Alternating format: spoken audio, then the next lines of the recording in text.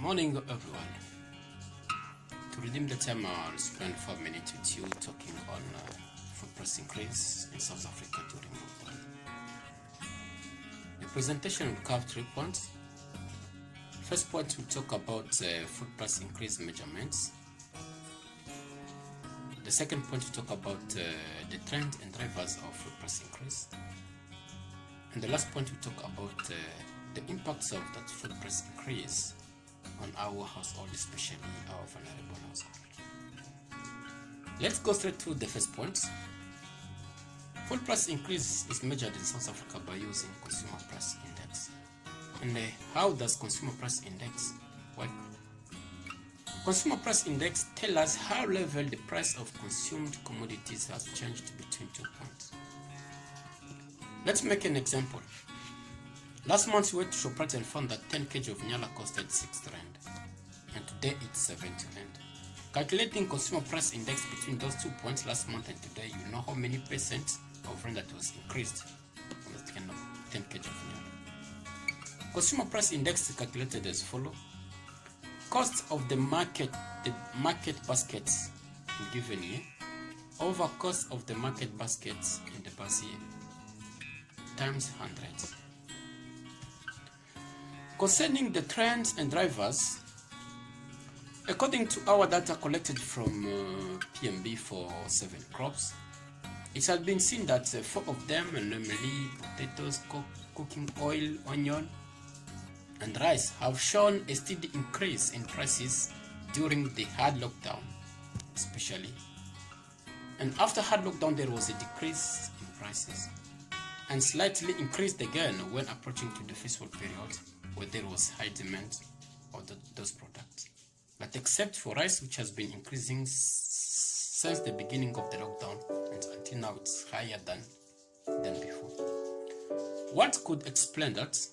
It could be explained by the fact that during the hard lockdown, the third lockdown especially, there was high disruption of food supply chains, limiting people's movement, loss of forced labor, closing of borders for importation, such as rice, as I said, because the country relies on rice importation.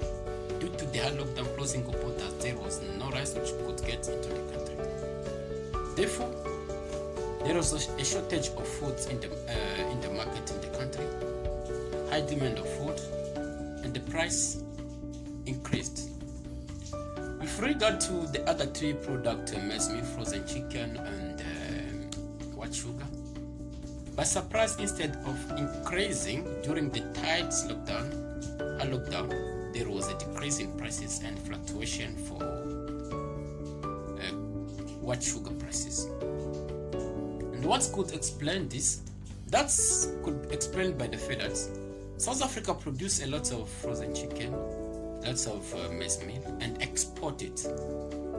So due to the hard lockdown, closing of borders, there was no exportation. The exportation of food was limited. So the surplus of food that was supposed to be exported was allocated to local consumptions. Therefore, there was a lot of food in the market in the country, less demand, and the price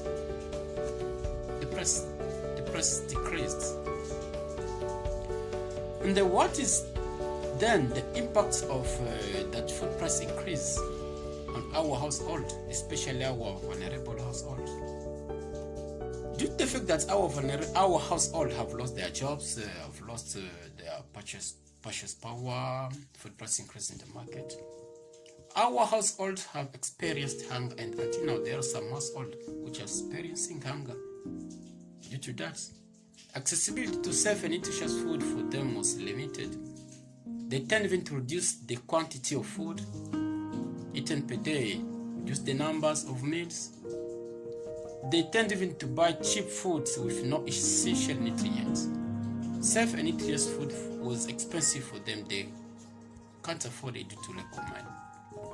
As a result, they are vulnerable to malnutrition, food insecurity, loss of immunity system, disease, and in the future, loss of productive and cognitive assets, especially for our pregnant ladies and children under 5 who are hugely affected by the food price increase.